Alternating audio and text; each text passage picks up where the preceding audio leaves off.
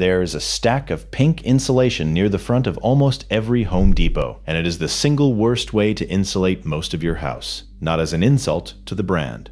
As a measurement, the Owens Corning pink batt, about 85 cents a square foot, loses up to half the R value printed on the bag the moment it is installed, the way almost everyone installs it. And the people who do this for a living quietly install something else. Here is what took me a while to understand. This is not one company making a bad product. It is the default the whole aisle is built around. Because it is cheap, it stacks neatly, and you can carry it out yourself. But cheap insulation that does not perform is not cheap. It is a 30-year mistake sealed inside your walls. And the worst part is, you will not feel it happen. You will just quietly overpay every single month until the day you sell the house. By the end of this, you will know why these batts fail, what professional crews install instead, and the one question that tells you in 10 seconds whether an insulation job was done right or done fast.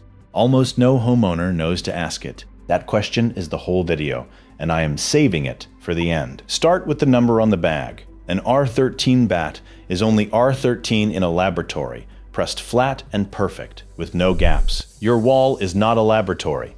It has wires, pipes, outlet boxes, and corners, and fiberglass has to be hand-cut around every one of them, miss the cuts, leave gaps, crush it behind a wire, and the rating collapses. Building performance data shows a nominal RN19 batt-up drops to about R11, with small gaps, and as low as R4 when the gaps cover just 5% of the cavity. R4. You paid for R19, and this is not rare. In a California study of 30 brand new homes, inspectors found that 0 of the 30 had the batts installed correctly. Not most of them. All 30 were wrong. And on a do-it-yourself install, that gap problem shows up in close to 9 out of 10 jobs. It is not a skill problem. It is the product. That is the first issue, and we have barely started.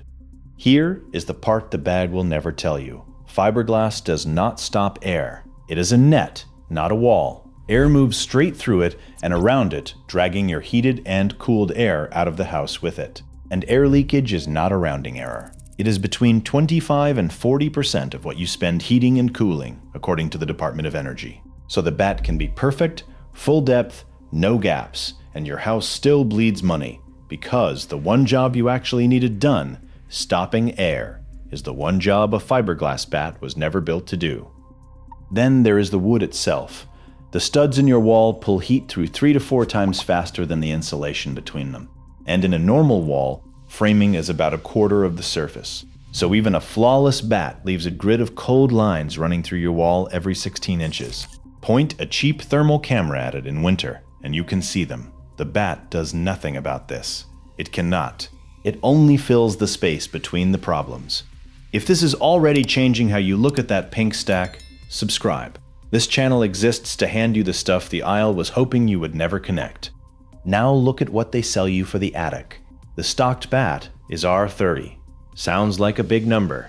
It is not anymore. The Department of Energy recommends R49 to R60 across most of the country, and the current building code now calls for R60 in cold climate attics. The R30 batt on the shelf is below recommendation almost everywhere, and below code in a lot of states. You are buying yesterday's standard at today's price. And when fiberglass gets wet, from a roof drip, a humid attic, a sweating pipe, it soaks up the water, loses even more of its rating, and dries slowly, which is how mold grows inside a wall you cannot see. So put it together. The number on the bag is a lab fiction. It ignores air, it ignores the studs, it ignores water, and it assumes an install nobody actually achieves. The rating is real. It just has almost nothing to do with your house. And I still have not handed you the question. Stay with me, because it protects you no matter which contractor ends up in your driveway. So here is the other half, the part that actually helps you. The point was never to scare you. It is to hand you what the crews already know. Because when a professional insulator does their own house, they reach for 3 things, and pink batts are almost never one of them. First, for attics, blown in cellulose. It is recycled paper treated with borate, which makes it resist fire, pests, and mold. It is blown in loose, so it flows around every wire and joist and fills the exact gaps a batt leaves behind. It packs about 23% more insulating value per inch than blown fiberglass, and because it is denser, it slows air far better than a batt ever will. It does settle over time, so a good crew overfills it about 20%. On purpose, you hit R49 in an attic just by adding depth. No cutting, no fitting. Second, for existing walls, dense packed cellulose. They drill a small hole, pack the cavity solid under pressure, and patch it. No tearing off your drywall.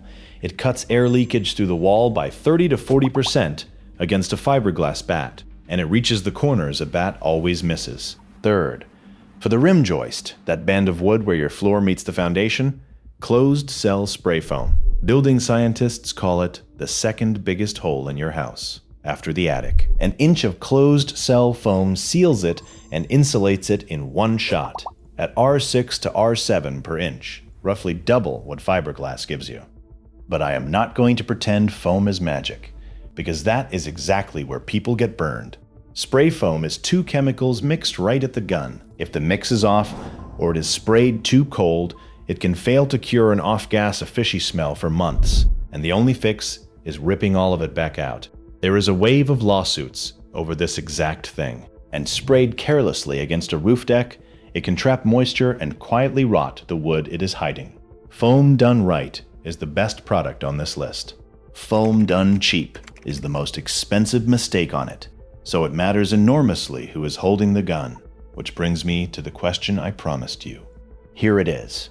Before anyone insulates anything, ask them one thing. Did you air seal first? Air sealing means finding the cracks and holes where air actually moves and closing them before any insulation goes in. If the answer is some version of, "We just put the insulation in," that is your sign the job is being done fast, not right. A good crew seals first, then insulates, because insulation without air sealing is the exact mistake that turns your R19 wall into an R4 wall. That one question separates a real professional from someone selling you the pink stack. One more thing nobody will correct for you. That federal insulation tax credit, 30% back, up to $1,200 a year, ended on December 31st, 2025. Most websites still list it as active. So if a salesman leans on it to rush you, he is quoting you a credit that no longer exists. So the gap between the pink batt and what the pros install is really the whole story. The batt did not fail you. It was never going to work the way you were told, and it was sold to you because it was easy to stack and easy to carry. Now you know what the crews know. You air seal first. You blow in cellulose where you can. You save the foam for the rim joist and a careful installer. And you stop paying laboratory prices for laboratory numbers that never make it into your actual walls. YouTube thinks you will like these next two videos. So go click one. And if you made it all the way to the end, subscribe, because we do this every week, and the aisle never runs out of things it is hoping you will not notice.